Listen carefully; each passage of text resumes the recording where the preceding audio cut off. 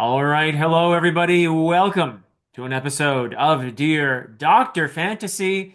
And it's the man in orange, Tom Orange himself, who is my guest today. I am so excited to talk with you, Tom. But first of all, how are you doing? I'm doing pretty well. I tried to find an orange tweed jacket somewhere just so I could, come in Oh and my match. goodness. And surprisingly, or maybe not too surprisingly, could not find one. So Huh. unfortunately, we just have to settle for the normal stock orange t-shirt today. But I did try to spice it up for us. I actually thought for about 20 seconds, do I own anything orange in terms of clothing? And I could not find a single, like not even a sock. Oh, wow. Yeah, No, I came up short too, but we'll still have a great conversation. absolutely. I'm Yeah. like the guy in the math problem who's going and buying 75 watermelons, except it's the amount of orange things I own. I'm that Yeah. weird person. I have Yeah. a lot of orange stuff. So I like it. I like it. I've got my tweed, you've got your orange, we've got our brands. We're on brand, so that's what matters, right? yeah, absolutely. Now, you just mentioned to me before we started recording that this is the 2-year anniversary this day while we're recording, not when the video actually comes out, but it'll be Right. shortly after. But anyway, this is the 2-year anniversary of your channel. Congratulations, man. Yeah, thank you. Yeah, I went to respond to some comments today, and when I opened the app, it was like, hey, this is two years on YouTube. So I Wow. knew it was getting close because I try to keep track of when I'm gonna make certain videos and stuff. And I like to do a 1 year kind of retrospective, 2 year. I knew I was gonna do that. So I knew it was soon, but I didn't realize today was the actual day. So Wow. Okay. Okay. And for people who want to know, it's March 1st that we're actually recording this. So that's yeah. awesome.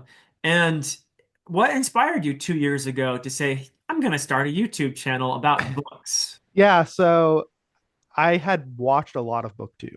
So to give you like when I got introduced to BookTube is the first like BookTube video I saw was when Murphy was doing all of her Harry Potter videos. Oh, I And, watched some of those too. yeah, Yeah. yeah, and so I forget which one it was exactly, but it was one of her Harry Potter videos, and it was a recommended video on like the side of YouTube from another channel I had been watching at the time. Okay. They're not related to books or anything, but they were really big at about Harry Potter and just like Pixar, that kind of thing at the time. And Okay. I saw that video of her.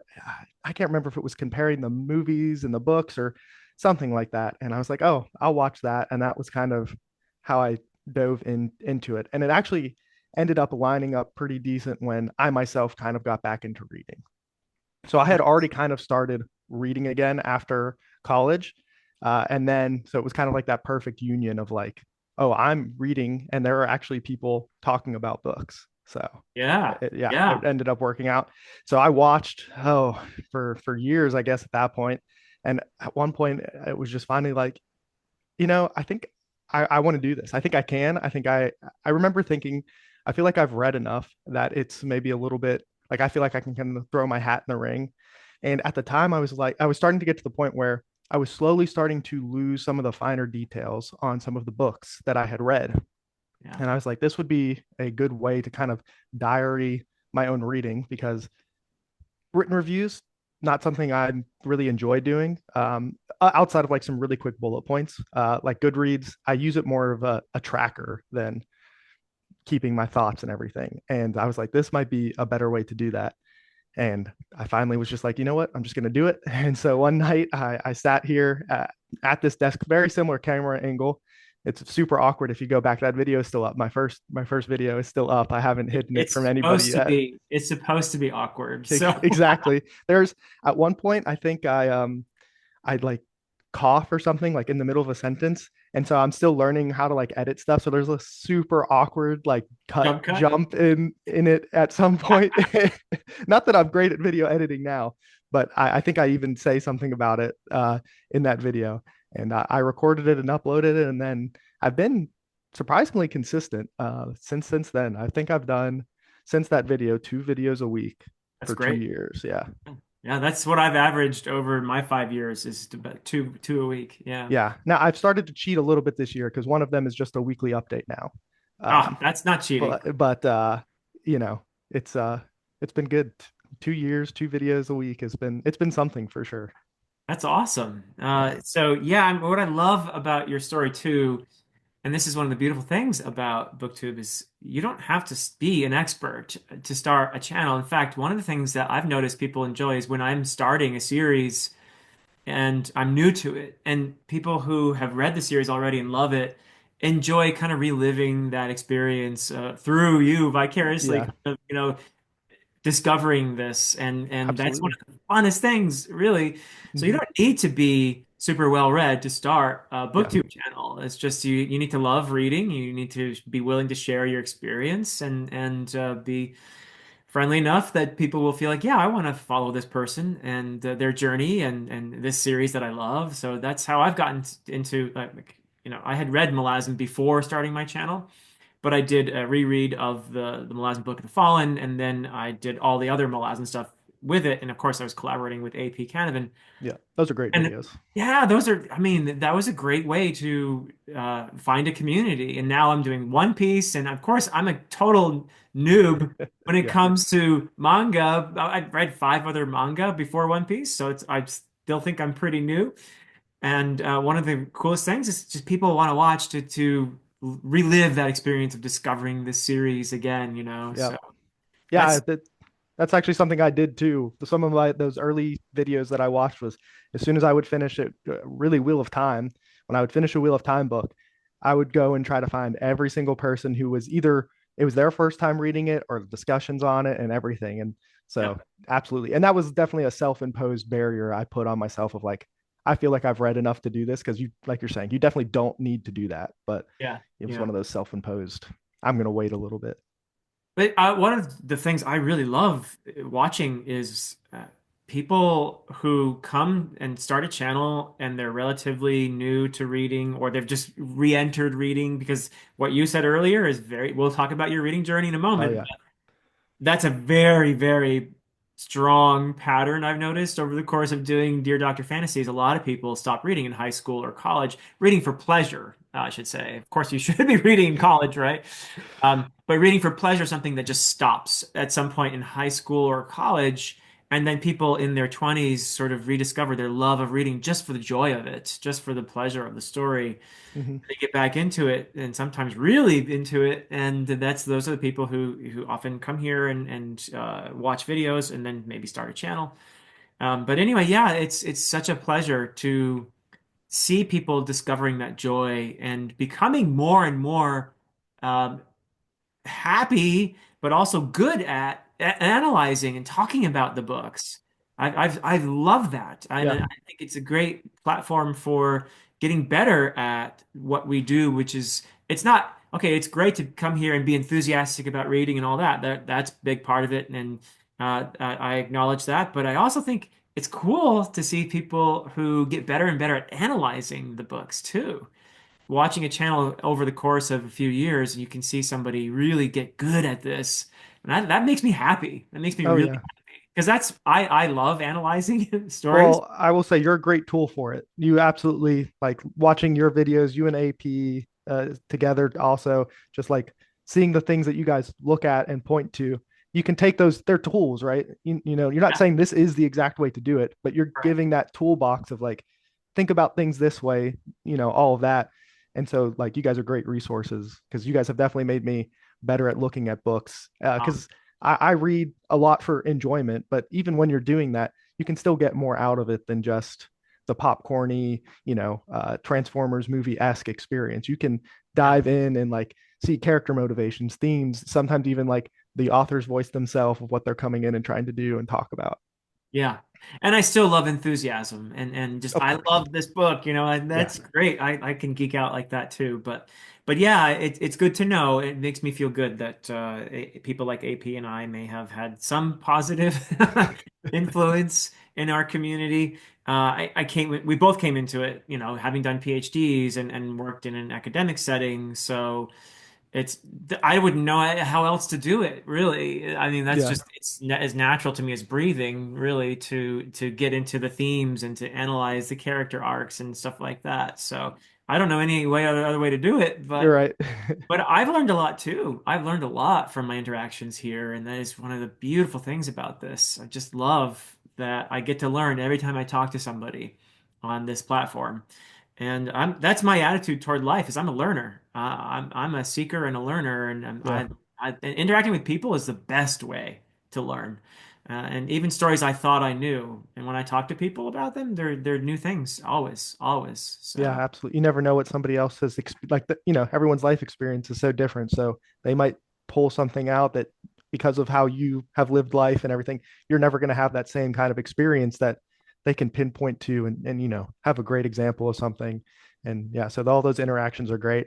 And that's one thing I love about the booktube community in general is it's so open. And people are very kind and sharing. And I think people just want to share their joy with a lot of the reading they have, which makes it pretty unique because there are other communities that I am in that are not the same way. They are not as open and nice. And that always sucks, but it is just, a highlight of this community.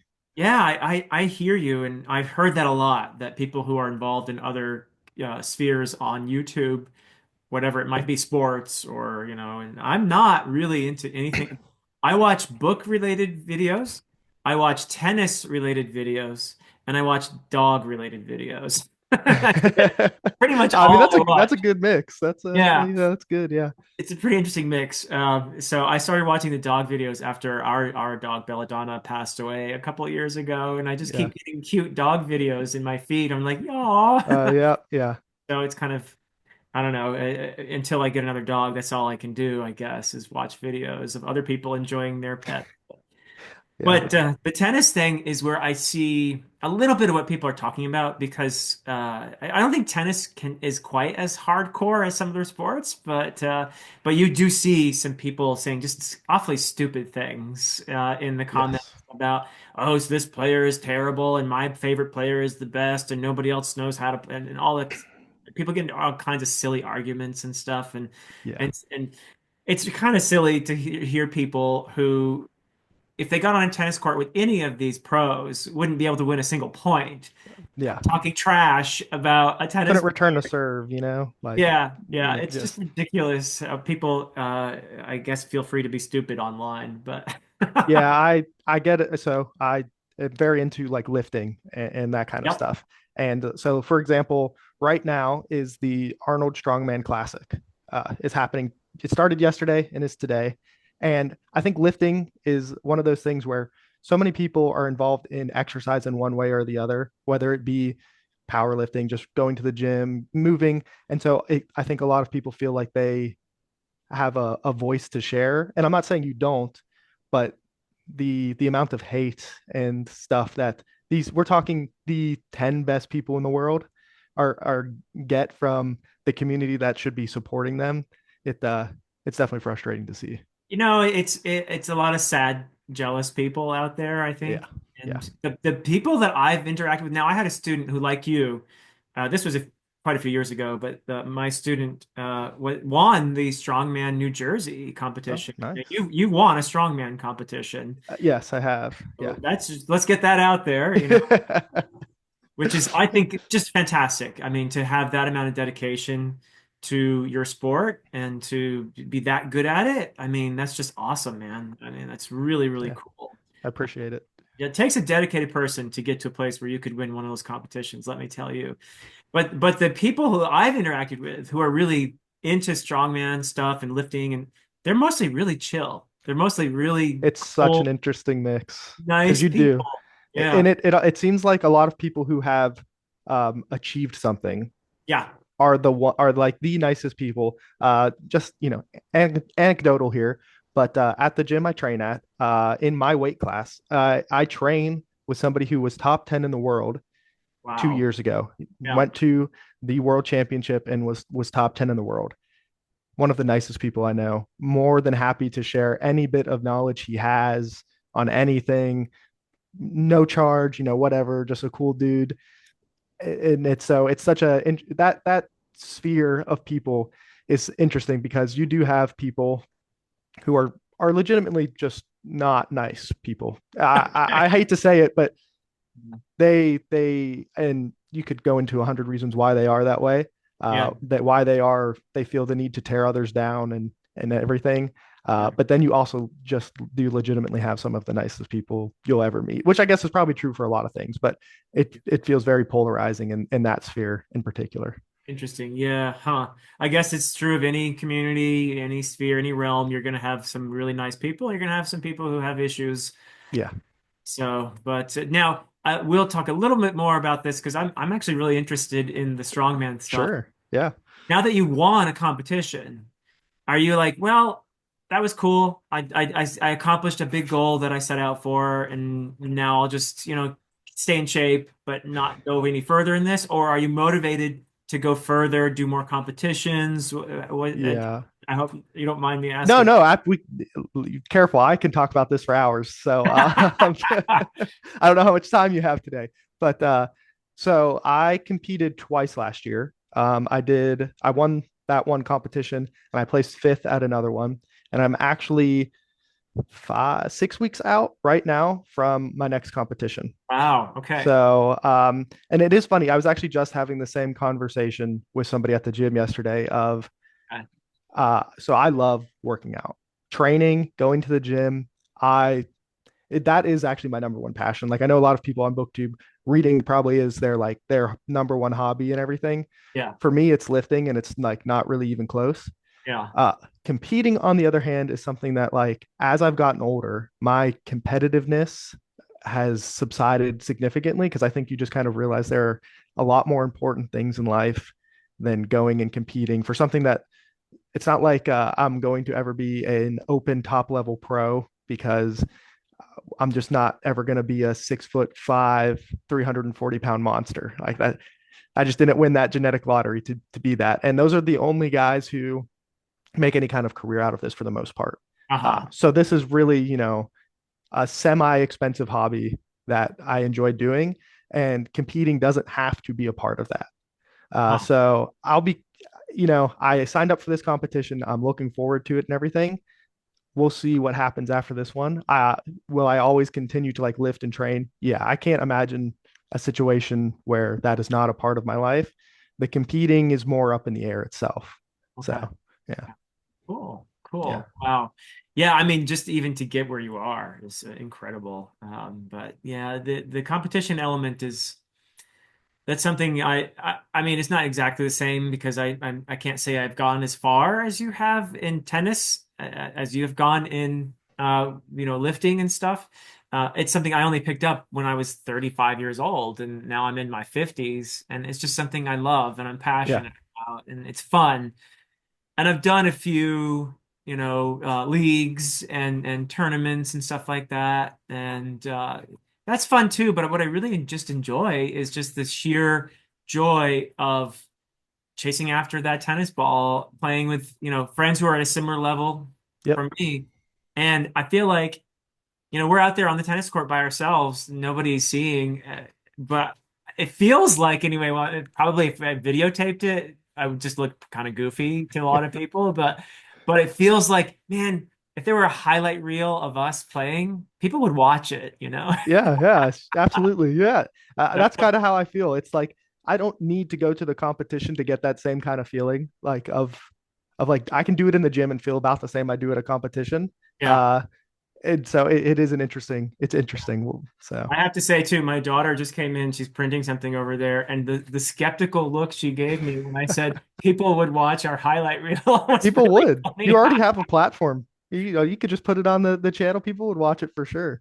Yeah, yeah, I'm sure people would love to watch me playing tennis. So, but I do have one video when I turned 50. Yeah, I remember that one. Yeah, yeah, Yeah. So me being a little goofy out there, but also having fun. So yeah. hopefully inspiring other people in their 50s. Hey, you can still be active. Absolutely. I mean, that's so obviously being involved in fitness for as long as I have, like, I'm not saying what I do is what everyone needs to do by any means. I just think being active in general is one of the most important things you can do for yourself because it's going to make so many facets of your life better overall. You will just feel So like when much. you feel good, things I just think are better in general. And so like if it's tennis, if it's hiking, if it's running ultra marathons, whatever it is, you do whatever you want. Yeah, I'm not necessarily. I'm not one of those elitists who's like, what I'm doing is exactly right. This is exactly how you need to do it, because that's just it's not true. And that's a really great point, and it's relevant to reading as well because I feel motivated and alive after I play a tennis match. And if I go for a period of time without being active, I feel lethargic. I don't feel motivated to do other things like read. So Hmm. it really is important actually to Yeah. have something that you do that gets your body and your mind, feeling alive. I feel that very strongly. For me, if I play tennis, that day is a good day. Oh yeah. Yep. So, yeah, cool. Well, we alluded a little bit to your reading journey a little while ago, and I'm really excited to get into this. Sure.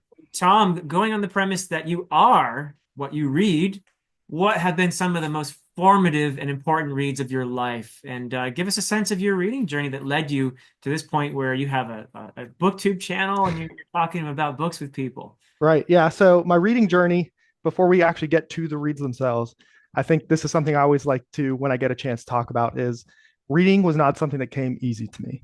It was Hmm. something actually, and I've talked about this in a few places, but I have dyslexia, and pretty bad, to the point that, I had an IEP in school, got pulled out of class for like extra assistance, and also even went to like outside of the school system. What was it called? The America Institute for Dyslexia or something like that. Oh, Um, okay. I think I went like twice a week for when I was young. And so I'd say all of this just because I think it's important to know you can get better at it. If reading isn't something that like pulls you in right away, you can find something that it really, can become something that you want it to be. And Uh, I want to interrupt just for one moment to say it's not just important, but I think it's really inspiring actually that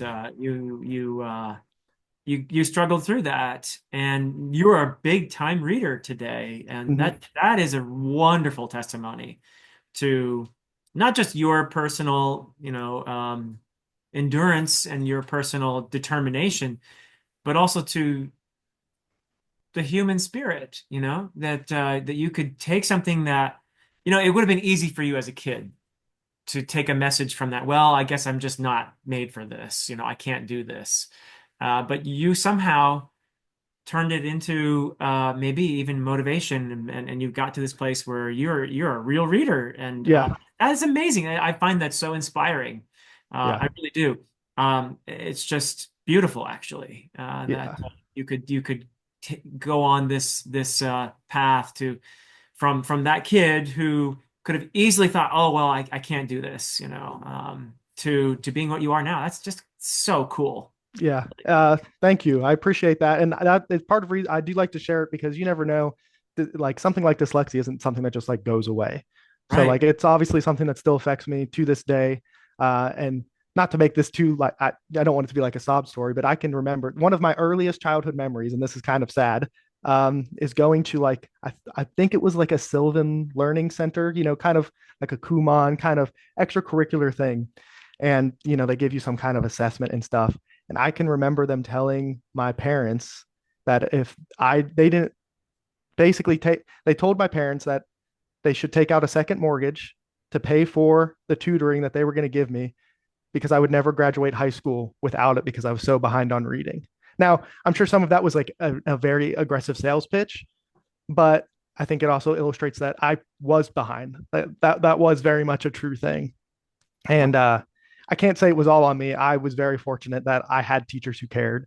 My parents obviously cared. I had a great support system and people who just cared the whole way through. Yeah. And I don't want to say um, it got better. I think I got better at handling the dyslexia.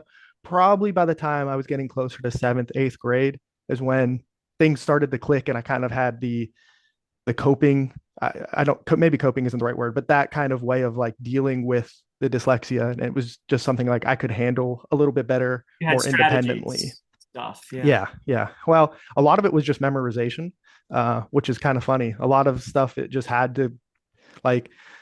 So there's a couple different kinds of dyslexia, and for me, I have like all of it. And so part of the problem I have is not only do I sometimes mix things up You know, that's like the common thing people know of, like you'll look at a word and it kind of gets jumbled. I also have like phonetic dyslexia. So Huh. like I can't really like sound things out. So like if you give me a new word, you most people would look at it and kind of break it up subconsciously in Yeah. chunks of like they know how this word should sound with these pieces. That's not something I can really do. Huh. Yeah, which is so like I can remember being young and my parents at the time trying to, help me would be like, well, this is what this sound makes, so sound it out. And then they would show me a new word and it just like still to this day that doesn't really click Huh. to the way that it should probably for most people. Wow. So yeah. So how do you then learn new words? Like you come across a word like, I don't know, endoplasmic reticulum or something. Like, So yeah. a lot of times is it's memory, like just I met like if I were to read that, I would basically make up a word that I assign that a value to, Okay. basically. Okay. So an early example of this, which is one of the reads I'll talk about, is in Harry Potter, he wants to become an Auror.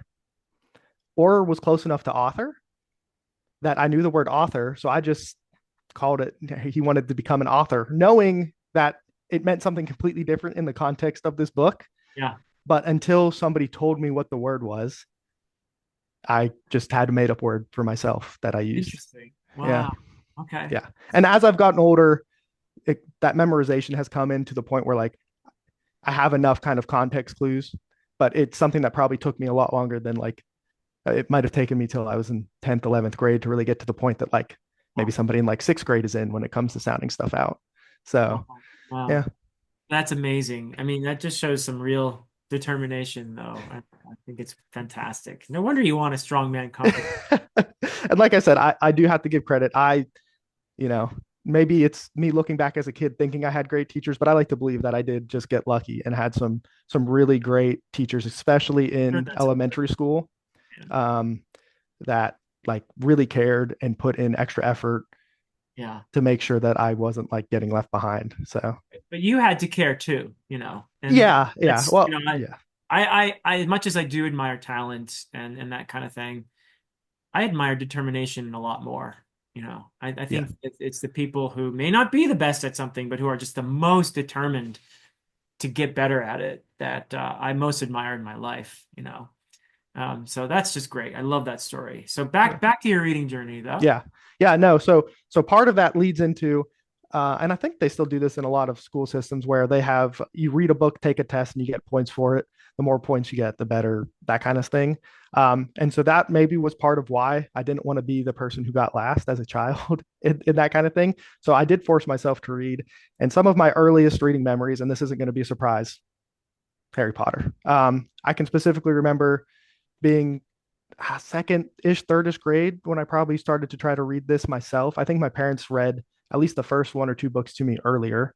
Hmm. Um, but then I can remember sitting that this is actually my original copy too. So I still have, Oh, it's in yeah, good shape. yeah, I take care of my books for the most part. There's a corner missing. I don't know if you can see, That's but from that's from second or third grade. yeah, Wow, our yeah. copy is barely like held together with duct tape and Oh stuff. yeah, yeah, yeah. No, so actually, so I don't actually really buy a lot of physical books anymore.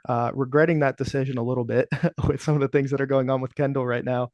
Um, so all of the books I'm going to show today actually are like my original copies of these books from when I read them. So Wow. like this is from that time period. So yeah, it is actually, like I said, there's just that one little corner Oh, I that's a see. little got a little beat up and probably a move or something at some point. So Oh, obviously Harry Potter was a big one. I'm the right age for it, so it kind of hit. Everybody was reading it. Harry Potter Mania. I can remember my parents taking me when the seventh book came out, like day of, to make sure I had it. And I can remember sitting in the third row of our car, reading it as soon as we got back in, and like all that kind of fun stuff.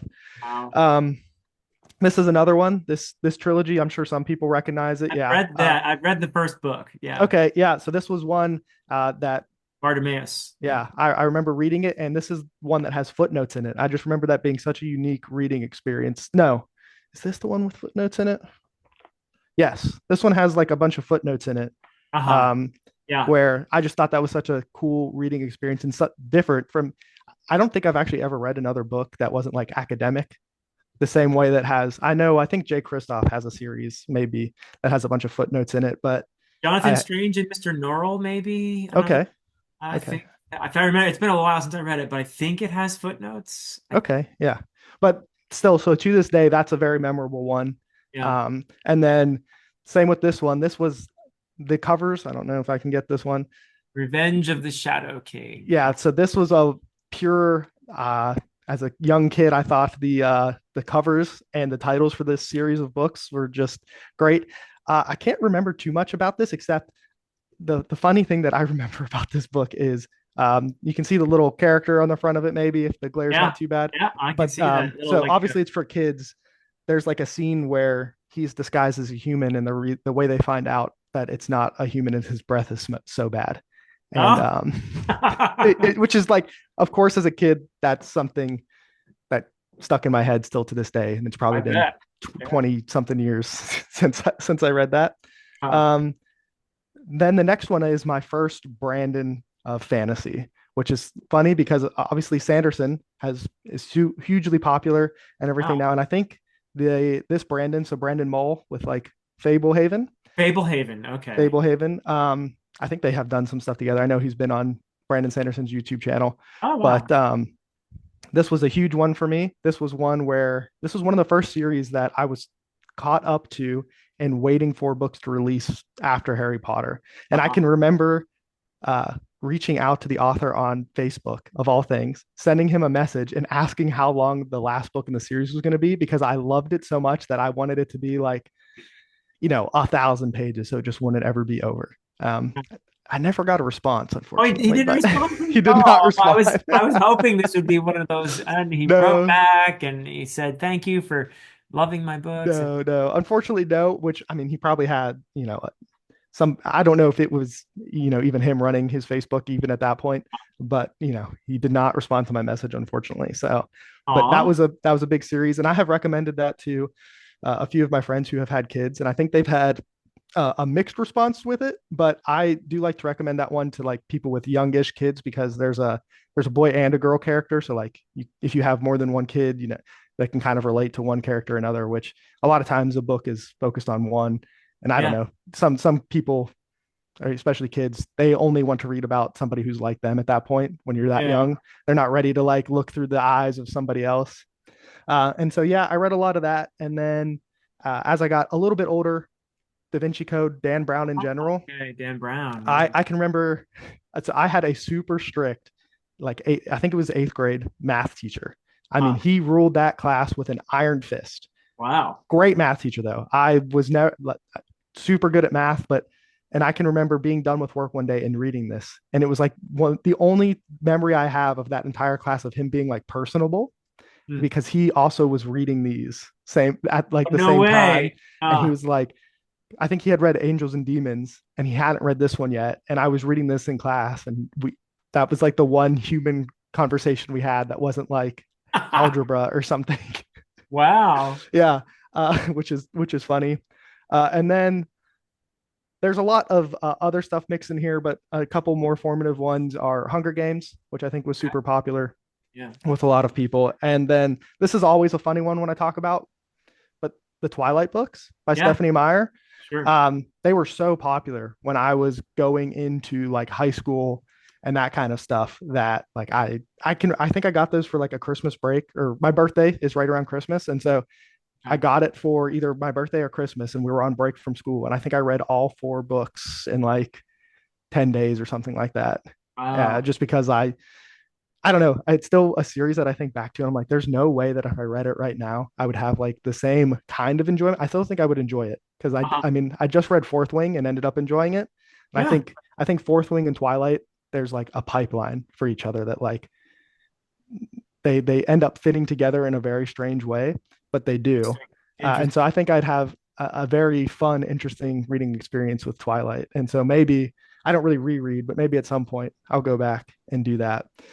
And then in high They're obviously school, successful for a reason. yeah, absolutely. There's They you can talk garbage about them all you want. You shouldn't though if you I haven't agree. actually read them, I think. Yeah, But there's a reason they're successful. I haven't actually read Twilight or Fourth Wing myself, but I try not to talk garbage about books I haven't read, first of all, but Of secondly, course. I also think we should acknowledge, hey, there's a reason these books are as successful as they are. They may not be high literature or whatever, but Sure.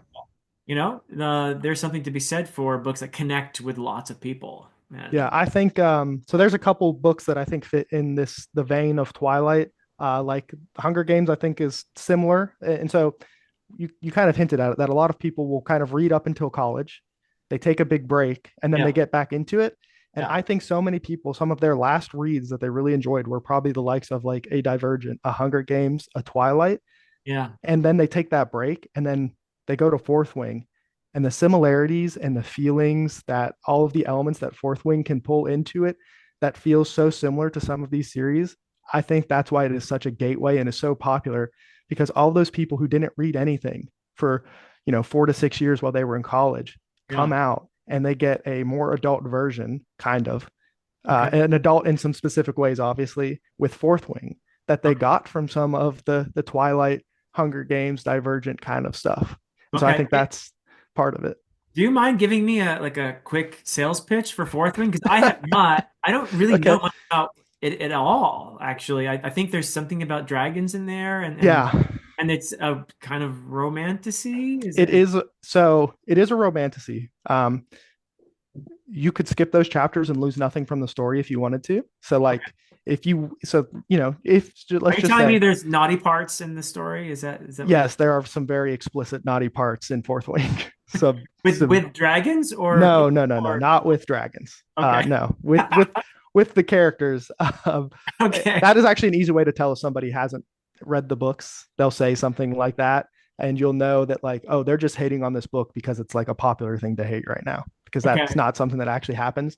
Yeah. But the quick sales pitch for Fourth Wing is one, uh, it's immensely popular for a reason, and Yeah. I feel like it's such a staple or gateway for fantasy that it's almost worth reading for that reason alone.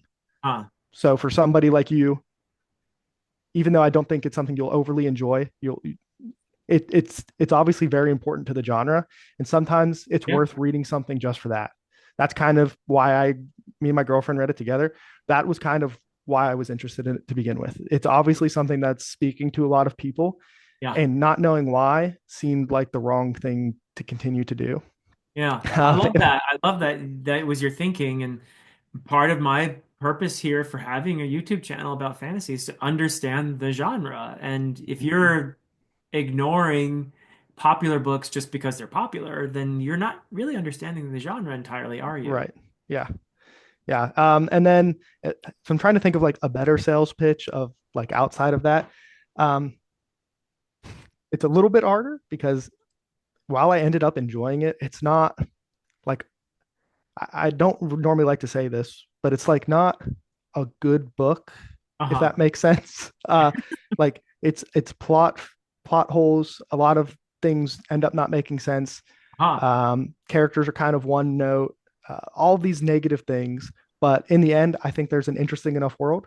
I think Okay. there's an interesting connection between dragons and magic that happen in this world Hmm. that if those are the stronger element, like those are elements that you're going to think and probably enjoy more than some of the angsty character The relationships that do romantic. happen Yeah. in Fourth Wing. Yeah. Is there anything original about it, would you say, that this just not been done quite this Original. way before? Or is it just really good at combining certain popular things and putting them in a new package? So I'm trying to. There's got to be something that is somewhat original in it, Okay. but I think in general it really is great at pulling in so many different familiar elements from other places, Yeah. and because like I'm trying to think that uh, it pulls from like Dragon Rider fantasy. It pulls from Okay. like the academic setting of like being in a school. Huh. It's a brutal world, which it's like there's got to be some original stuff in there that I'm just not thinking of because there's Huh. so much that just feels familiar. Yeah. Um, yeah, there's got to be something in there that I just can't think of off the top of my head, but I'm sure there is. But it Somebody is a will, it's a somebody in the hodgepodge. comments will Yeah, will somebody in the comments will defend Fourth Wing for sure. or the opposite, maybe. Oh, I'm sure. Yeah. Well, I mean, I think this may be a test to some of the things I read in February, but Fourth Ring was my book of the month for February. No So like, way. yeah, Okay. Okay. so as surprising as that is to me and probably anybody who hears that, that's where it ended up. So Now that other book that you were raving about, though, you didn't read that in February, I that was guess. a January read. Oh, okay, That okay, was a okay. January read. All right, Yeah. all So right. yeah, That which we'll talk about that later if you want. sure. Yeah. Yeah, We're we still can on your end. reading journey. Yeah. Yeah. So the last real thing that happened for me reading wise was this. And this Okay. was my bridge series. So I started reading this in high school. I think I read the first three books before I was done with high school. And like I said, there was other stuff in there. I read, I was in English class. I had to read a lot of those ones, and I actually enjoyed most of those. Like you're forced to read, like had to read like Frankenstein and Yeah. some other stuff in there. But I remember enjoying it for the most part because I was a reader, and so any chance I got to just like read in class worked for me. Yeah. But I think I've read the first three of these and went to college, and that, like for most people, is really when I stopped reading.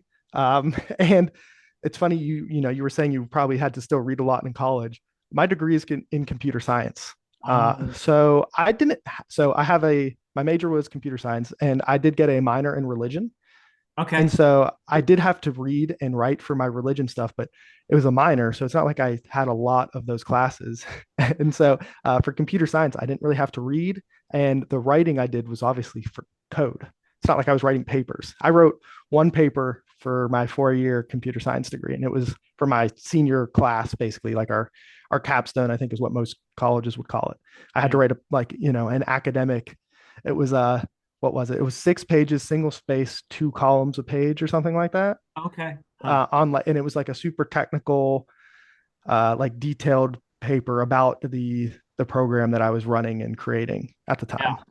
And that was like the one paper I had to write for my degree. Most of the work was in the programming, not in the Correct. paper Yes. Yeah. Yeah. you wrote Right. about it. Yeah. Yeah. Yeah. So that is that's where all the writing was, and that's where all the work was in writing code. I wrote code every day. Basically, I was in college for Lots of something. zeros and ones or whatever language you were using, I guess. Yeah. Yeah. So for anyone who's curious, it was a lot of C, C++, and then a little bit of Java at the end. Okay. Okay. And let's see what else: PHP, JavaScript. You know, the basics that Those are most different people. coding languages. Yeah. Yes. Yeah. Yeah. And then, so obviously, like I said, not a whole lot of reading. I think I maybe read half of Feast of Crows in the whole 4 years I was in college or something like Wow. that. Wow. Yeah. And so when I graduated and got my first job, I was like, I miss reading. And now that I'm done, I can try to start reading again. And this is actually how I got into audiobooks as well. I wanted to be able to read on my lunch break, but because I work at a desk, I also wanted to be able to walk. And so when I first started, we have a parking deck at my office, and I would start at the top and walk down while holding Feast of Crows, trying to walk and read at the same time in Oh in no. my parking deck. And you Yeah. can imagine it was like the worst of worlds for both, because like I was walking super slow trying to read, and then I'm reading even slower than I already do because I am not a very fast reader. Yeah. Um, and so it was like the worst of both worlds. And I had heard about audiobooks, and I was like, I don't know. At first, for the longest time, I was like, it feels like cheating, and I don't know why. So maybe this is a controversial hot take, but this is coming from somebody who 99% of the time uses audiobooks. Yeah. Audiobooks is technically not reading because reading means something specific. It's listening. It's Yeah. listening, right? And I know that this fires people up. And like I said, I 99% of my reading is audiobook, Yeah. but it is not technically reading, it is listening.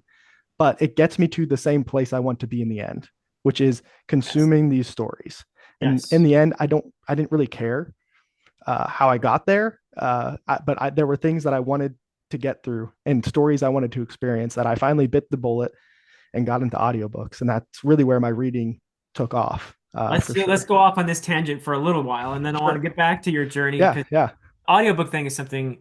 that I'm thinking about a lot lately because I am a failed audiobook listener. I'm so Sure. bad at it. I do think it's a skill, actually. I Just, completely agree. just as reading is a skill, listening to a story is a skill, and I'm trying to get better at it. And what actually inspired me to try again was Alan doing the audiobook The for The Way We audiobook. Began. Yeah.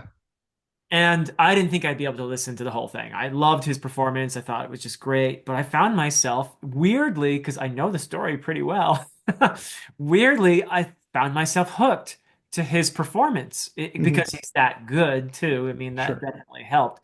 But yeah, I just thought maybe I can, because I listened to it from beginning to end. The Hmm. first time I ever actually got through an audiobook was listening to Alan.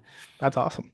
And I was like, maybe I can do this because it would be nice to be able to supplement my I'm always going to be a book reader first, but Sure. it'd be nice to listen to some stories to particularly some really good performances. I would love to listen to really, good actors like Alan and some of the famous, audiobook narrators out there. But so I have been I haven't told anyone. You're the first to hear this, Tom. Oh, let's go. I have been Breaking listening. news. Yeah, breaking news, everybody. Dr. Fantasy is making baby steps to being an audiobook listener. I've been listening to The Fellowship of the Ring. I tried it before, by the way, and I just kept failing. I kept falling asleep or having to rewind, and I was terrible, and I just gave up. But I'm trying again with Andy Serkis's narration of The Fellowship of the Ring, and Mhm. it's going really well. Oh, So, that's awesome. I'm yeah, glad to yeah. hear that. Yeah. I completely agree. It is a skill. And I think one thing that really helped me make that transition easy Hmm. is I had listened to podcasts for a very long time, Okay. Okay. specifically like sports podcasts, Yeah. NFL stuff. Um, and so I went from paying attention to people talking, like dialogue, Yeah. to just transitioning that to audiobooks. And I do think that listening for years of podcasts, hundreds, thousands of hours of sports talk that has no bearing on anything because it's all outdated at this point. But Yeah. listening and like being an active listener and paying attention to what they were saying really primed me for audiobooks to work so well. That's good. Yeah. I'm getting slowly better at it. Which is it's weird because look, I grew up, the son of a pastor. I grew up going to church every Sunday, listening to a sermon, you know. Sure, yeah. I'm an academic. I went all kinds of, courses, graduate school, everything, lots of listening. But for some reason I could never just do audiobooks. And now I'm finally starting to be able to do it, which makes me happy, No, that is so are you so when you listen to it, are you Yeah. just like so I know I've heard you say you read in bed. Are you just sitting in bed listening? I'm Or not doing that. okay. That when I'm in bed lying down reading, it's with a book. Yeah. And I did listen to an audiobook even now. I think I probably would fall asleep if I were Oh, in I bed. would. I don't listen in bed because I normally will fall asleep. Yeah. Yep. Okay. Okay. Yeah. So I'm not crazy on that one, but yeah, no, I am doing it a couple different times. So my commute is very short. I live very close to my college. It's like 10 minutes. So I can't Hmm. do a lot of audiobook listening, unfortunately or unfortunately on my commute. Yeah. But I will get up in the morning and, make tea and stuff like that. And that might have a sort of morning ritual and I'm listening to it then.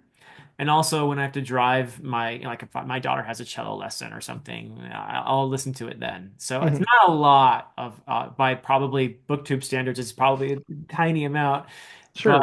I'm slowly getting through Fellowship of the Ring this way and enjoying it is the important thing. Yeah. No, that's awesome. Yeah. Yeah. That's So, good to hear. Yeah. So, because I know, so I do still try to read some physically because there are books that I want to read that just don't have audiobooks. That is obviously my preferred way, yeah. but there is like a different experience like sitting and reading for me than listening. And Yeah. for me, my trick really for listening and getting the most out of it is I like to walk and listen because walking is a very you don't really have to think about anything else. Like This you I can could just do. This I could. yes, that is my biggest cheat code. That if you want an audiobook is to walk and Oh, just for me, I kind of turn everything off. I'm just in the world that of whatever I'm listening to, oh, and if I'm inside, I have my hallway here. I just walk. I literally just pace back and forth in my hallway, even for no reason. Or if it's nice out, I'll go walk and stuff too. But like on my lunch break, for work. I pace back and forth after I eat, just listening to my audiobook. And that is when I'm the most locked in for sure to an I like audiobook. this tip. I like this tip because I love walking too. So I will try this. Thank you. Yeah, Yeah. yeah, that's a great one. Because I do like to get my like at least 10,000 steps a day. And so I can knock those both off at the same time of listening and reading. So That's some of efficient. my it's funny, some of my most emotional moments have been on the treadmill, listening to a book. And like I don't know if it's because your heart rate's up a little bit, and something will happen. And there are moments where I can remember, I think it was Rhythm of War from Brandon Sanderson. I was in the gym listening to a chapter and I had to stop walking on the treadmill and like look down and be like, okay, you can't just cry in the gym in public.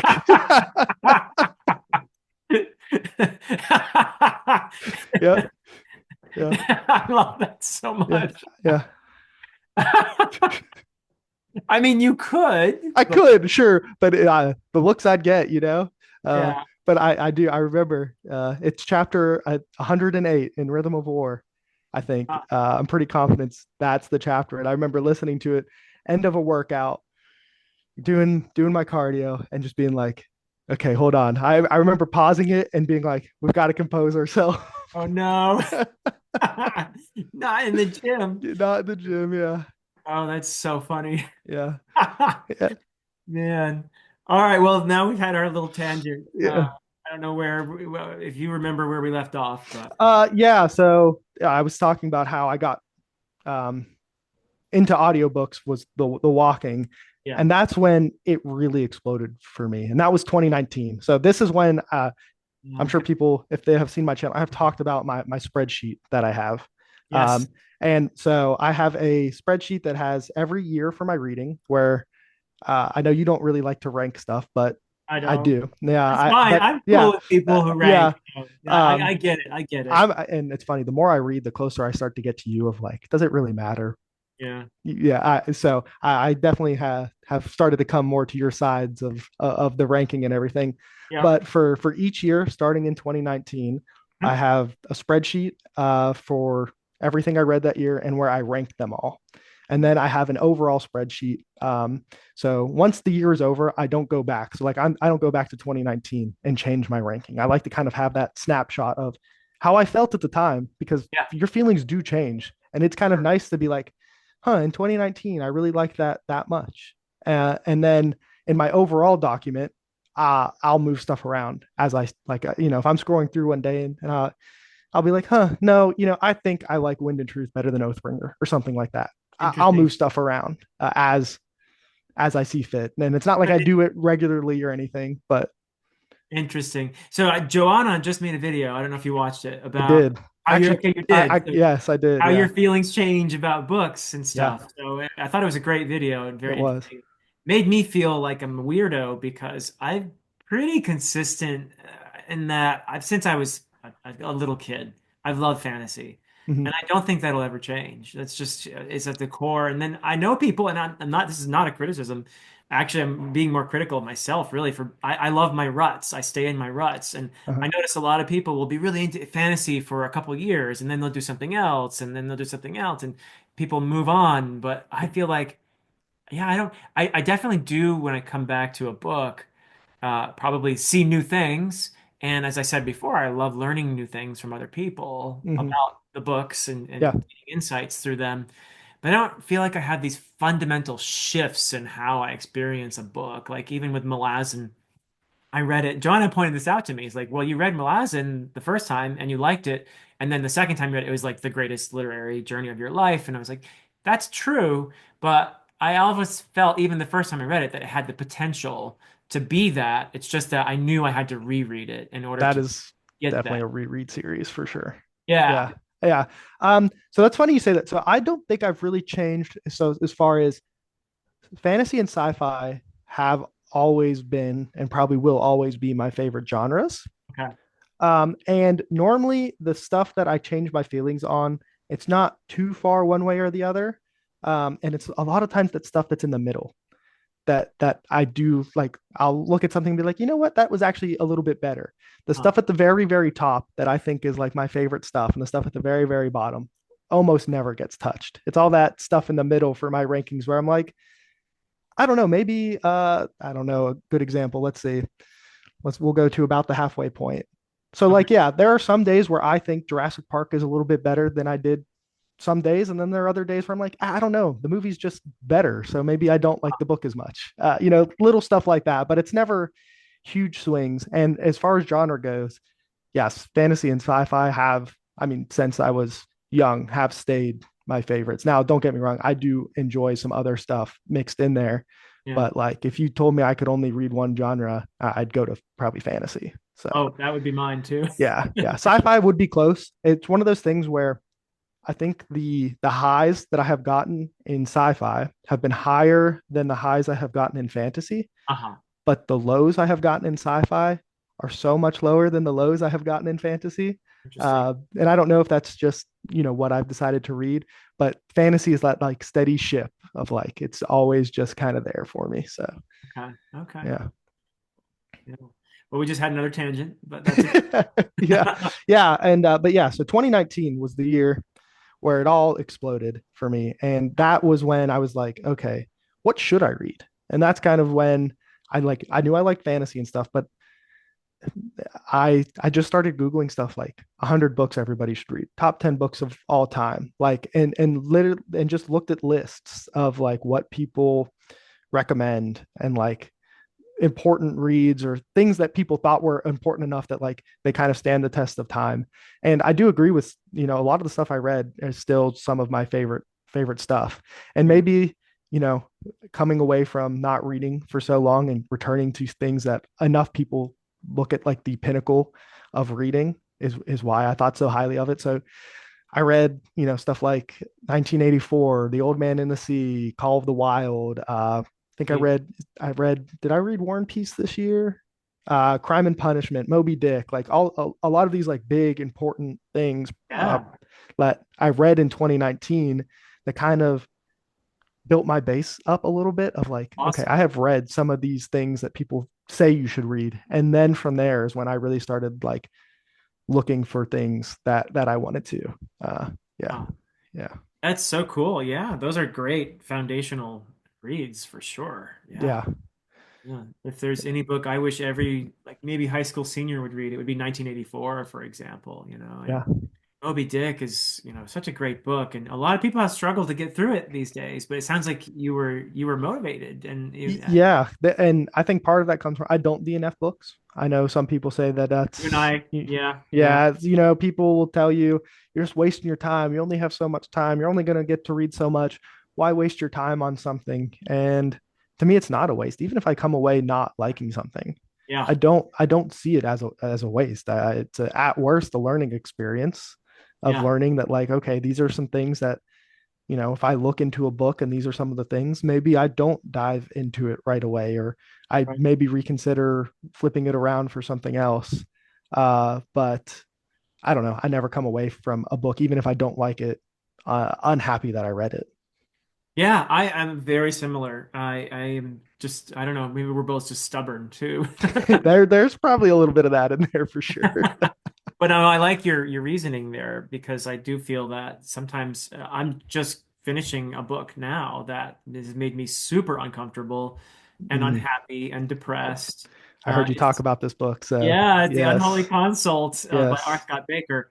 And I'll tell you what, I'm really glad I'm finishing it. Like I'm 20 pages from finishing right now. Hmm. I'm going to talk to Joanna later this afternoon Oh, about the okay, book, so I have to nice. finish those 20 pages. But I really, really am glad I pushed through it. And I did actually, I will admit, I had moments while reading The Unholy Consult, like I feel like DNFing this. I Hmm. really don't want to read this. It's miserable. For the first 150 pages, it was super depressing and bleak and horrible and just revolting. And I was like, why Hmm. am I reading this if I hate this so much? But I kept going and I'm really happy I did because Baker does I mean, he's an amazing writer. He's a brilliant writer. And now that I'm near the end, I'm like, wow, okay, this was definitely worth reading and pushing through those first. I would still, if I could tell Baker anything, look, First of all, I would emphasize how much I've really gotten from his series, but I would also maybe you could have made those 150 pages like maybe 50 pages Sure. grotesquerie Yeah. instead of 150. But anyway, still, it's I wouldn't necessarily recommend that series to everybody because there is some really tough, trigger warning type stuff in there. But Mhm. I'm really glad I read it. That's a series that the more I hear people talk about it, the higher it's climbing up on my list for sure. Yeah, yeah, Um, it probably won't happen until I finish either Wars of Light and Shadow or Malazan, one of the two. yeah. I You've feel got like some I need. heavy stuff going on. Yeah, I'm reading both. I'm reading Fugitive Prince and House of Chains right now, so those are like my two reads, and I mean, those are some heavy hitters for sure. Oh my goodness, yeah, Yeah, for yeah. So sure. Yeah, two great series, and two. I mean, I'm still on. I finished 7 books in Wars of Light and Shadow, but I can tell already this is going to be a favorite of all time for me. And of course, Malazan.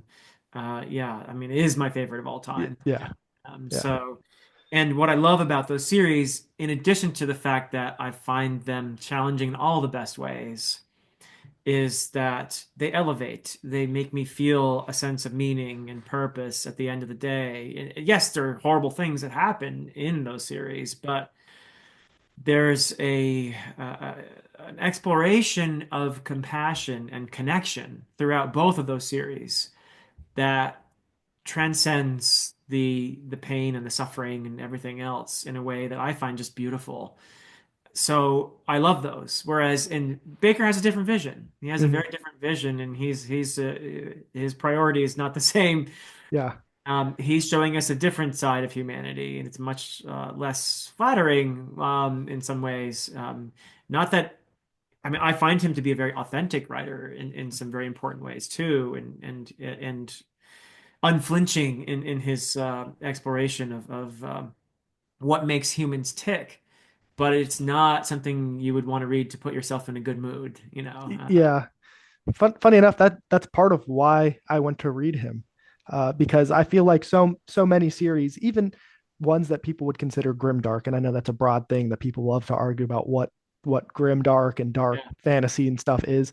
Uh, I feel like so much of what I read still has that light in it, and hearing people talk about this Baker series where it doesn't really seem like yeah, that's the case, it really intrigues me because I don't know if I've read anything, even some of the dark stuff that I have read, yeah.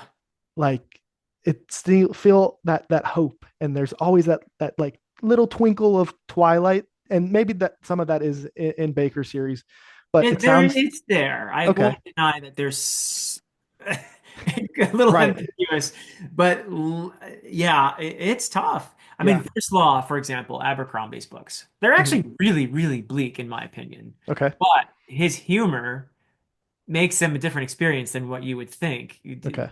Given the characters in First Law, they will struggle to be better people and they will fail over and over again. You see, that's a pattern with Abercrombie. It's a Okay. character who wants to be better, who wants to turn over a new leaf, and maybe you get this little hope that maybe, oh, maybe they can do it. And then no, no, Okay. they're just Yeah. fundamentally, terrible.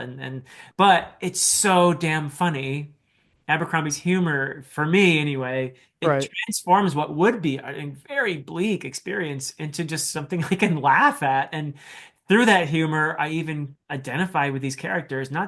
I don't find Abercrombie's characters to be realistic. I'm putting that in air quotes, everybody. I don't find his characters to be incredibly lifelike. They're actually very vivid, but they're almost caricatures of people in a way. And most of them are deeply flawed, or all of them are deeply flawed, maybe. Hmm. But yeah, it's so bleak. Or even Mark Lawrence's one grimdark trilogy is the Broken Empire trilogy with Jorg, famously, that a lot of Hmm. people bounce off because Jorg is horrible. He does terrible things. But I found again by the end of Broken Empire, you read Emperor of Thorns, and you realize where that person is coming from.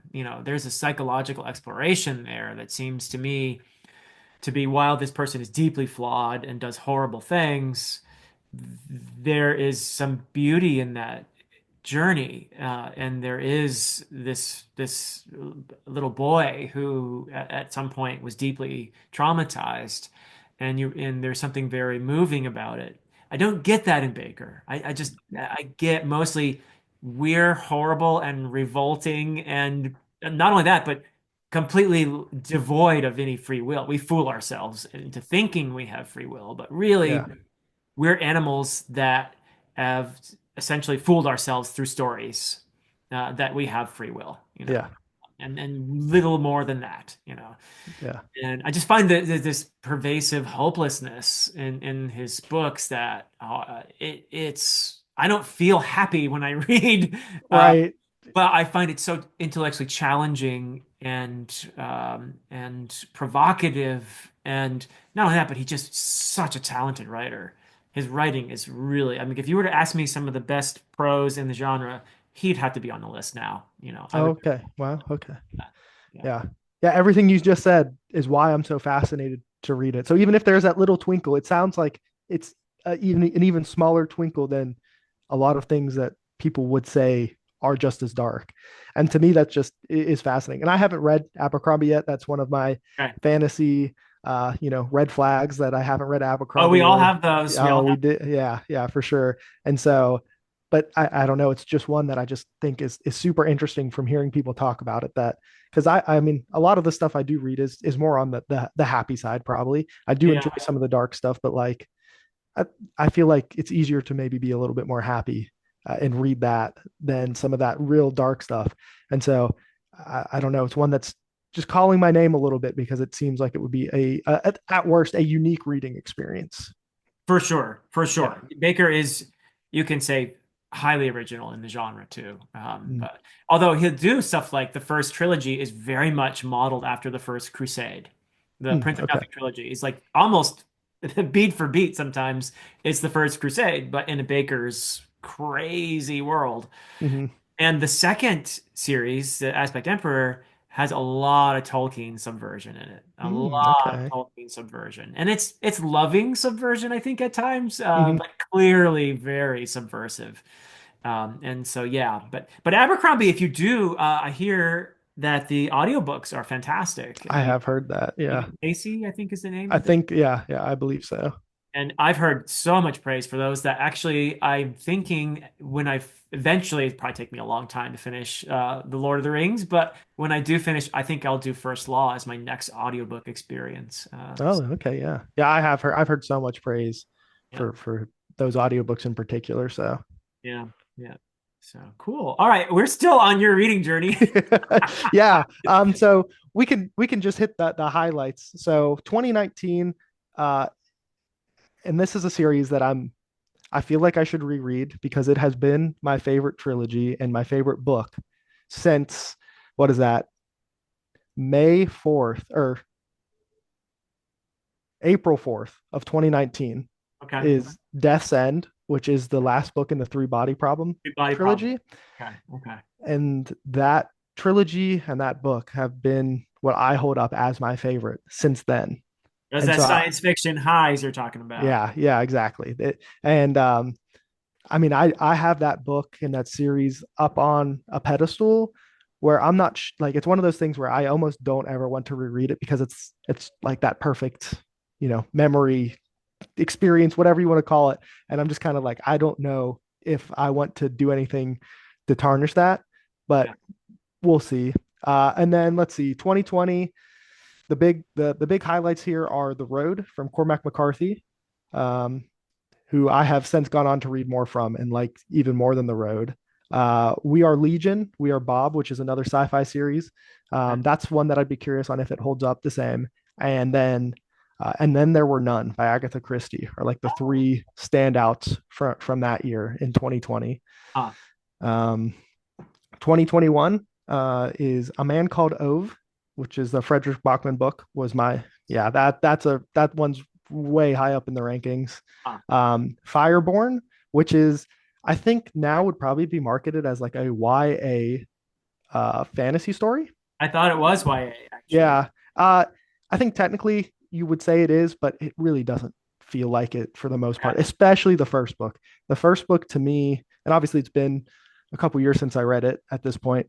But to me, that is a series that has like great political intrigue, in-depth characters, and yeah, I guess if I think the main characters are like 18-ish, so that kind of falls into the new adult YA category, whatever they want to call it. That is still one of my favorite fantasy books that I have ever read. Yeah, and a lot of it comes down to the character dynamics that happen in that. And then The Jungle by Upton St. Clair. Oh, cool. Huh. And then 2021, I believe, is this the year yeah, this is the year I started Wheel of Time. Okay. So Wheel of Time is my favorite fantasy series. So obviously that was a big important year to get into Wheel of Time and go on that experience. And Yeah. I have so many fond memories of that reading experience in general because some of my favorite characters in all of literature are from that series. Some of my favorite Tremendous character moments. arcs from beginning. Yeah, yeah. I can remember. It's funny you say that because I can remember early on talking that I was reading about the books, and I knew some people who had read some of the first few of them, and they talked about Rand and how bland he was. You know, I'm sure you've heard bland Rand is like a thing that gets thrown around, Sure. and the Wheel of Time is one of those series where I really do look at as like it's a little silly, but it's like one giant book.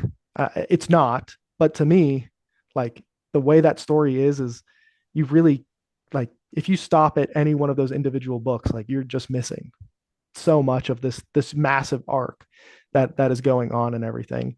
But yeah, Wheel of Time obviously super impactful. And then I finished it in 2022. So some of the my favorite one from the Wheel of Time is The Gathering Storm, Okay. which I think is book 12. I think it's the first one that Sanderson kind of took over, um, somewhere around there. That is my favorite one. Then I read stuff like The Godfather, and I think this is the year I started reading James Bond, it looks like. So that is another series that talk about a series with flaws, giant, massive flaws that Yeah. uh, it's fun. Every time I talk about the series, I talk about this charm that James Bond, Ian Fleming's James Bond's books have, Yeah. and they just have this charm, this pull, this magnetism to them that I think is so interesting for books that, I mean, you'll read a sentence and just be like, that is one of the like most abhorrent things I have read in a while. And it always, it comes down to women and minorities is, Yeah. he was it's not something to hide about those series. They are very blatant when it comes to stereotypes and those kinds of things. They are on the page real time and they have impacts on the story, Mhm. which can be a very difficult thing to like look. I don't want to say look past because I don't think that's the right way to look at those things. Right. When I read some of these older works that have some of this material in it, I try to look at it as more of a positive and see where we have come from some of those things. And now, obviously, depending on where you are, where you're interacting, a lot of that stuff is still very much prevalent. But Sure. I like to try to see the good in the world and see how far we have come and the betterment there. Um, I also read it in 2022. So that was my first King. Oh, Was that was your it? So first King. that was my first King, and I took like a 2 year break from King because I didn't read any more King until 2024. Uh, Huh. then let's see, 2023. I finished up The Expanse, which is a very like the eighth book in The Expanse is my second favorite book of all time. Oh, wow. Okay. I that Tiamat's Wrath, I think, is just the perfect coming together of so many elements that a series that is as long as The Expanse, it just does so many things so well between character arcs, plot, just this is a wide, expansive series that it just pulls so many things together in just such a perfect way. One of my favorite videos that I have ever made, still to this day, is I have a spoiler filled of me just talking about Tiamat's Wrath. It's like Cool. 30 something minutes long. I just kind of go through how this book basically to me has no flaws, that everything about that book Wow. just feels perfect. And that is still to this day one of my favorite videos that I have made because it's just me talking about that book for It's like another 30 minutes. sci-fi high for you. Another sci-fi high. But 2023 is the year I started my channel. And I did that partially also because I signed up for Brandon Sanders Kickstarter. And I hadn't read any Brandon Sanderson yet in 2023. And I had signed Okay. up for the Secret Project Kickstarter. And I was Except for the like, Wheel of Time books, I guess. sure, yeah. I normally don't count those. I probably should because he did write them, Yeah. but I always still kind of give credit to Robert Jordan for those. Whether that's fair, how much he went off notes, how much was pre. It's a I mix. Yeah, Yeah. exactly. And so I just always kind of default to those being Robert Jordan. Yeah. Funny enough, and I actually did read a book outside of the Cosmere called The Original that he co-wrote with somebody else that I Oh. cannot remember their name, and I feel bad. Huh. Um, but that was one of the it was like an audio experience is how they like to call them, and so it had like for example, there's a scene in a dance club, and so there's like music going on at the same time. Okay. Okay. So it's interesting. I'm normally not a fan of like another popular one is graphic audio, where they make sure they have different voice actors for every single character, and they'll have sound effects mixed in. I'm normally not a fan of that kind of listening experience. I like just a one or two narrators going through the book is what I prefer. But that was my technically first Sanderson experience.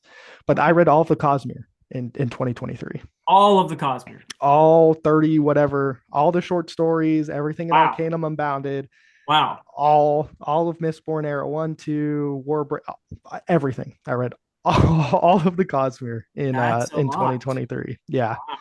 Yeah, Yeah. so that was an interesting year, and that is when I started my channel. And I knew that I was reading the Cosmere, and there was going to be all this hype around the secret projects. So I knew that worst case, I had some easy things that I would be able to talk about that weren't just going to be. I read The Expanse that came out 8 years ago at this point, so I had a little bit of a plan with it being my year of Sanderson, along with Oh, it cool. being the year of Sanderson, which is what they dubbed it and everything. Yeah. So in Sanderson, I always say I think he writes a lot of really good books, Hmm. with Stormlight being great. Is how I normally end up feeling about Sanderson in general. So like he would probably, if I made a top 10 author list, he'd probably be on it on the lower end. Uh-huh. Um, it is funny, 2 years into this, and I still haven't made like a top 10 favorite books, a top 10 favorite Oh, author. I well, know there's a lot of those big videos that I have just not done for whatever reason, I don't know. but If the yeah, time is right, yeah. So you did read Wind and Truth then? Yes, I did. I did read Wind and Truth Yeah. in December. That was the old. So in December I read Wind and Truth and A Christmas Carol. I read it. I read it. That's Christmas Carol is the only book I reread. I read it every year on Christmas Eve. Great tradition. I love that. Yeah, exactly. So yeah, I did read Wind and Truth though. So I am caught up with all of the Cosmere.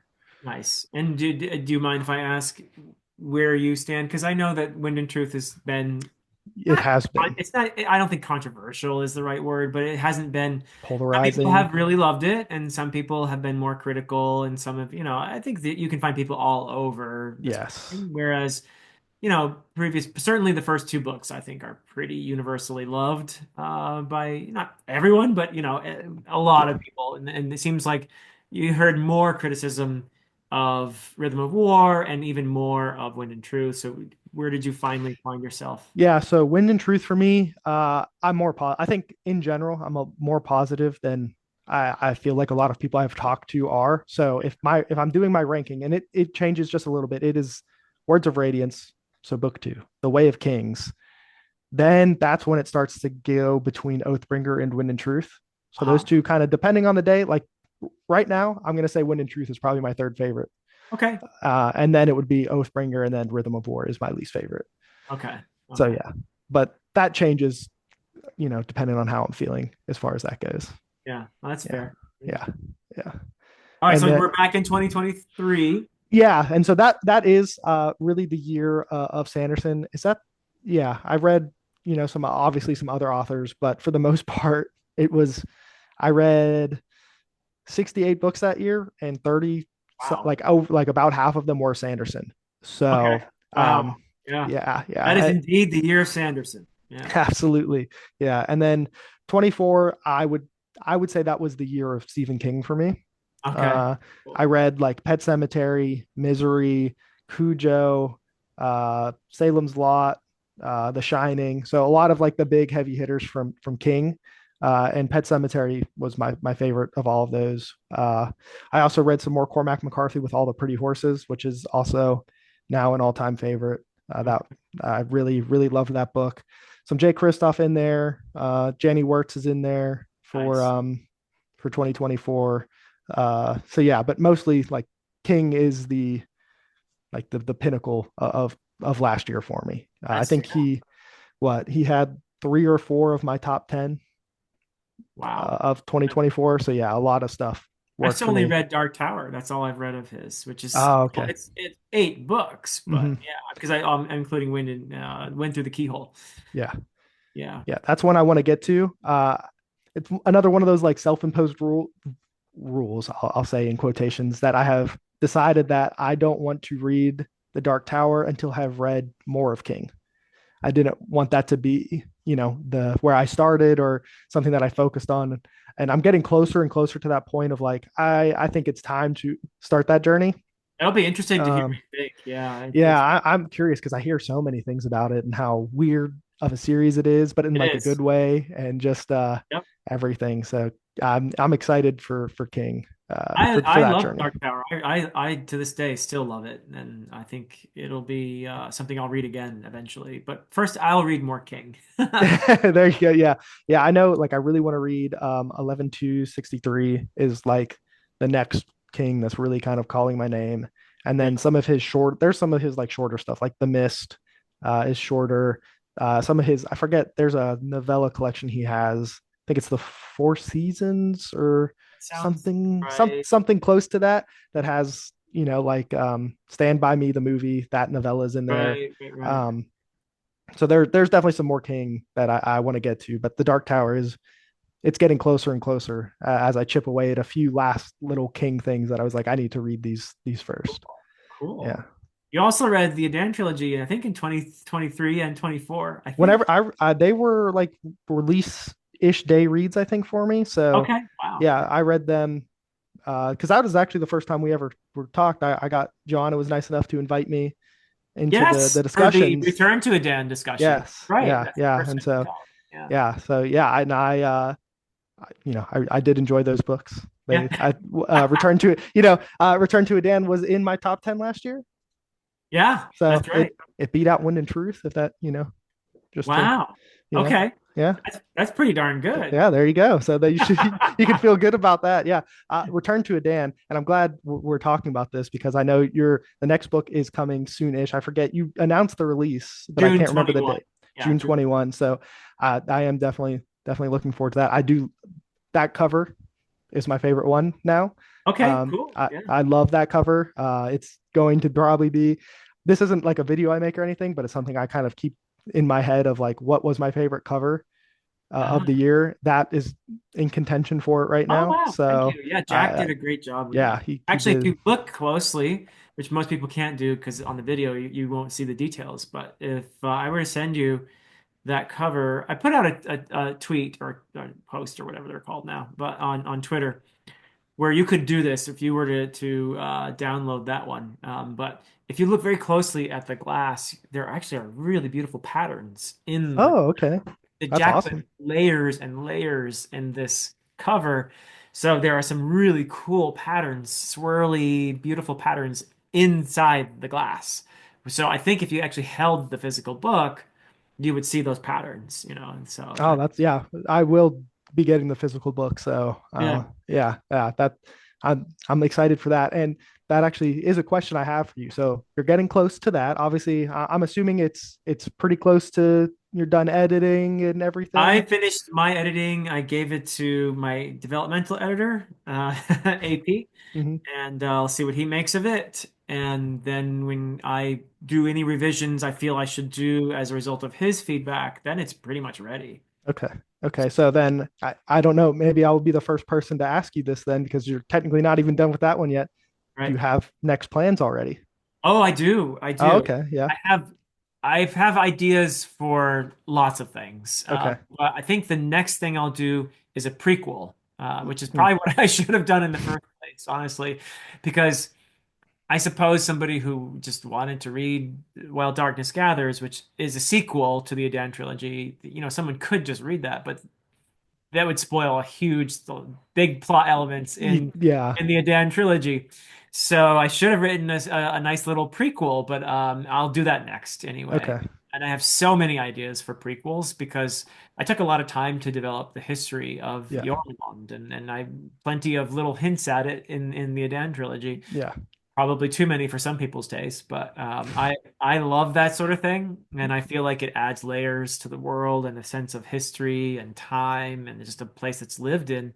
So I have lots to draw from in terms of prequels, and yeah, I have ideas, lots of Oh, them. that's exciting. Because I did have a pitch for you because Oh when yeah, I I was want to hear the reading, pitch. yes, I so want the it pitch. it wouldn't necessarily be related to the Adan series in any way, Okay. but in the third book, you have some elements that I think would be amazing in if you expanded on them in their own way, and that Yeah. is specifically around like the plague and Oh yeah. that was some of my favorite stuff to read in that book, and I think Yeah. you could do like a historic fiction with like if you want to keep it fantasy, have like a witch doing some magic out in the woods. Uh, but I would love if I could talk you into writing a somewhat realistic historical fiction esque kind of plague story. Yeah. And you could definitely have some like fantastic elements in there. But that was some of I think that was some of the best written stuff in that book that I just was like, I don't know why that I got so pulled into it, but Huh. like the sense of dread from what was going on with some of that. And not that that's like, I mean, it's important to the story, but like there's a lot of other things that happen. But I remember reading that and being like, if I could talk Philip into writing a medieval historical fiction esque witches in the woods to keep it fantasy Yeah. story around a plague or a sickness or something like that, I think it, would be fantastic. So if you can take that idea for free. I won't charge. Um, I love it. Yeah, well, there are plenty of plagues to draw from in medieval history, that's for yeah, sure. exactly. Yeah. I mean, the whole bubonic thing took out like a third to a half of the population. Right. Yeah. That's some heavy, heavy stuff for Yeah. sure. Yeah. I don't just the way you wrote some of those scenes, it just Yeah. I just felt like you could really run with that and you know some kind of historical setting or something. So, and I know Yeah. you would Oh, have the knowledge for it too because of your background with a lot oh, of that that's my stuff. So, stuff. Yeah. yeah. So, Yeah. Yeah. People have told me that the third book feels darker than the first two. And that's a big part of it, I think, is the parts you're talking about. So yeah. Yeah. The third, I really enjoyed the third book. So, and just, I have said this multiple times, but it almost, and I'd like your opinion on this. To me, your trilogy almost feels like it has two arcs. Like the first two books definitely are like an arc, and like obviously it all ties together. It's a trilogy, but then it almost feels like the third book itself is an arc. How do you feel about me making that kind of comparison? I think that's legitimate. I think I've always thought of it as a trilogy, but I can also acknowledge that I wrote those first two books when I was in my 30s, and I wrote the third book when I was in my 40s. Mm-hmm, And I think they're a little different because of that. I also read in between quite a few things, including Malazan. mm-hmm. And I do think that, what I've said before about reading Malazan and then writing the third book in my own trilogy is that Malazan kind of freed my imagination in ways that it told me that you can do things in fantasy that I didn't realize, oh, yeah, you can do this. Yeah. So I got permission from Steven Erikson. He didn't know it, but I got permission from Steven Erikson to do things, to take risks that I probably would not have taken before reading Malazan. Mm-hmm. Like introducing a brand new important character in I, book three. I was so worried when that happened, Yeah. and it worked beautifully. It really did. Because that's not something I think I even said in my review I did of it that you did something that most authors I have read haven't been able to pull off in the way that you did. Because that character, I don't want to say too much, but fantastic. Yeah. Yeah, And I did it with one character. Steven Erikson does it almost in every book I with yeah like multiple yeah, characters. absolutely, yeah. Yeah. So, but yeah, I'm glad I was able to pull that off for some people. Yeah, because that ended up being one of my favorite characters in the entire trilogy, really. Yeah, So, me and too. she really just kind of pulled me aside and said, "Hey, I'm important. You Hmm. need to pay attention here, buddy." And Yeah, that's one of those because I'm a planner and I do plan things out thoroughly. But this was a character that just pulled me in a new direction in a way that I enjoyed a lot, actually. That had to be exciting because if to get you just said you're like a planner and everything, so it had to be kind of exciting to get this different kind of experience going as you were writing For that. sure. For Yeah. sure. Yeah. Yeah. Yeah. Yeah. So anything else though, I want to make sure we get to any other, what are we doing on your channel that you're excited about? You're a bit of a planner or an organized person, it sounds like at least. A What little do you bit. look forward to over there? Let's see. I have a calendar here where I write some stuff. So let's see. That's organized. Yep. So I am going to do like a 2 year on booktube video. That'll probably be my next one. Nice. um I have already recorded with my girlfriend our review of Fourth Wing, and it's really just a spoiler discussion with the two of us talking Cool. about Fourth Wing. It's one of the longer videos I'll have on my channel. It'll be like 30 something minutes long, probably, of us just kind of going in talking about what we like, didn't like. Then I'll probably do like a House of Chains video, and Nice. that'll probably be March. That's the basic plan, and then I have some other stuff kind of planned, but that's the near future and That's the everything. near So future. yeah, Yeah. it's the near future. Yeah, And you don't plan beyond that, other than just you're going to keep reading and yeah. enjoying. I'll keep reading, and I'm working my way through Wars of Light and Shadow right now. Working through Malazan. One goal that I want to try to make sure I do this year is start Sun Eater.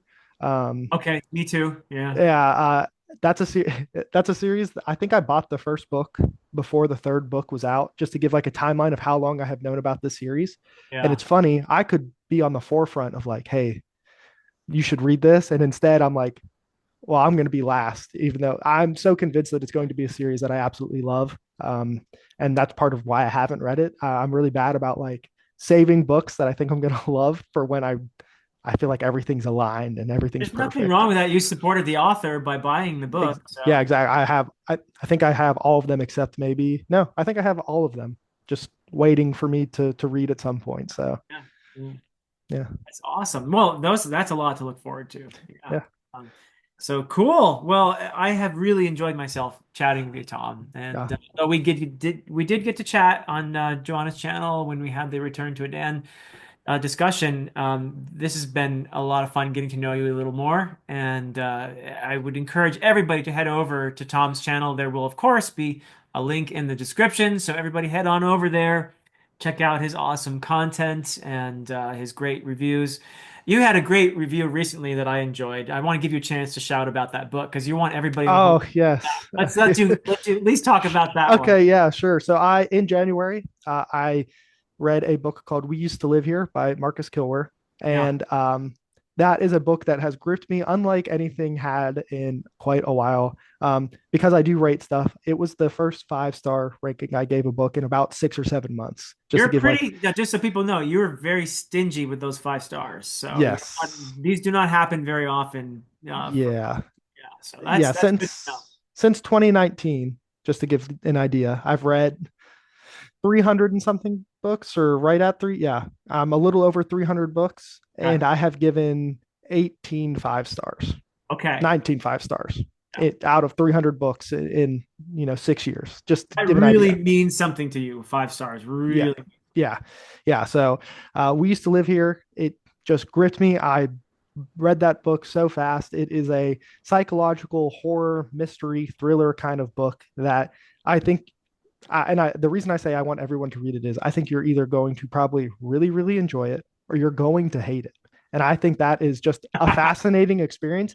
And it's a book that I would love to talk to people about because I think it's very polarizing. I've had some people in my life that I know who I have had read it, have enjoyed it. And so I haven't had anybody come back to me yet on the other side, but I know there are going to be, because even for myself, this is a book that as I was reading it, I realized that this is on the razor's edge of being a book I would hate. But it rides that line perfectly, and I end up loving it. And so Huh.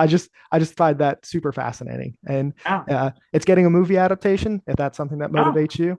okay. Yeah, I think Netflix is doing it. So if that's something, I know some people like to read a book so they can watch the movie. Yeah. There's some little bit of extra motivation for you that's coming. And yeah, just in general, it's not like super long. This isn't a 900-page fantasy book. This is a standalone psychological horror thriller mystery book that you can sit down, enjoy, and be done with it. Awesome. All right. Well, Yeah. that's a great pitch right there.